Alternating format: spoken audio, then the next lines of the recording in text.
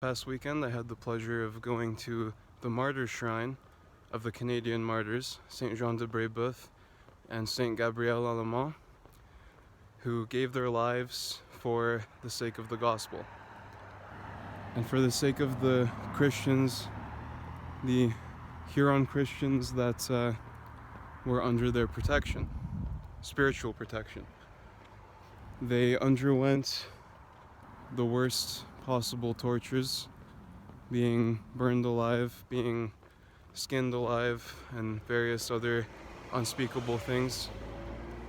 I highly recommend that you all look up the account of their martyrdom. It's very difficult but very inspirational. Now, I wasn't having the greatest day. I was kind of in a bad mood, and things kept on happening that encouraged that bad mood. So the day kept on getting a little bit worse and worse as it went, and finally, as we were leaving from the site of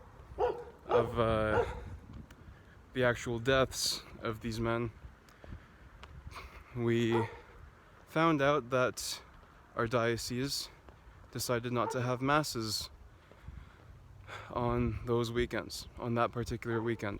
And then now it's been revealed that the diocese won't have any weekday masses either.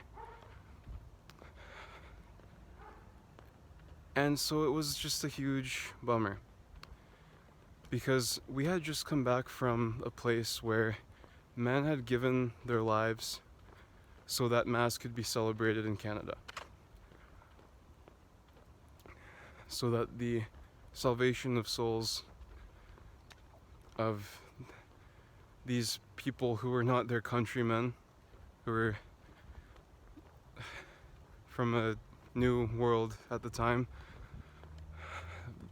would receive the sacraments, would have salvation of their soul. They didn't run away from their killers. They said, well, they encouraged the Huron Christians to run away, while they, Father Brébeuf and Father Lallemand, stayed to hear confessions and to administer the sacraments and to save people. And it seems now that, immediately after having heard about all this, we find out now that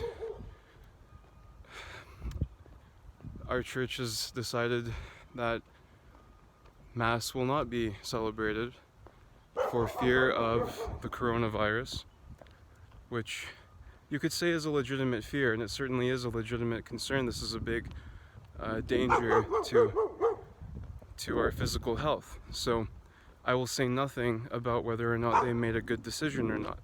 That is their decision, and we have no choice but to be obedient to this decision. And so the situation has provoked a lot of thought in me, and certainly a lot of frustration. Because when you think about it, there's never been a time where, because of a plague, the church has decided not to administer the sacraments, far from it. How many priests gave their lives during the Black Plague, right? Because why? Because they were giving the sacraments, they were anointing the sick and giving the Eucharist.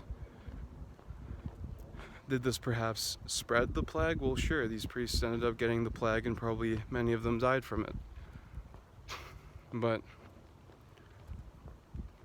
the reality is, it's better for someone to die with the state of grace and to be united with God than to prolong their life for a week or a month or a few months, and for all those months accumulate sin, wishing they could go to the Mass, wishing they could receive confession, and essentially the decision of one's superior will affect those under that superior.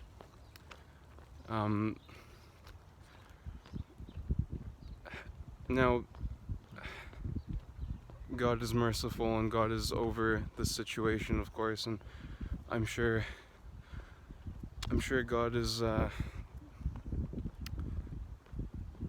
sure that there is something that God intends to do with all of this.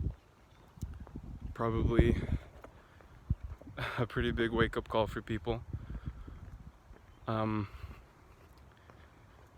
in any case, I guess I just want to encourage, if anyone is listening and happens to be in a position of authority where they can perhaps see if the sacraments can be continued, I would just encourage you to do whatever you can to allow the Mass, and especially confession, to be given.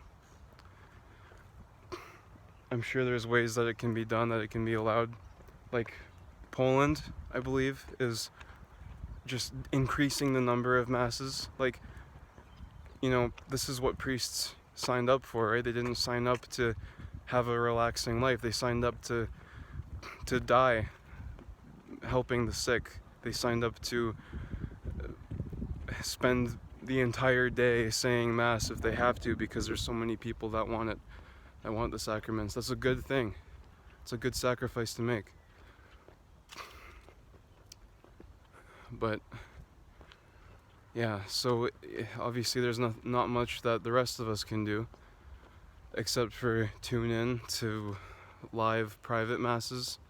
The fraternity is doing that, I believe, and of course make spiritual communion and make perfect acts of contrition, if that's even possible. But and of course, just keep on praying. Like, we have to pray for this.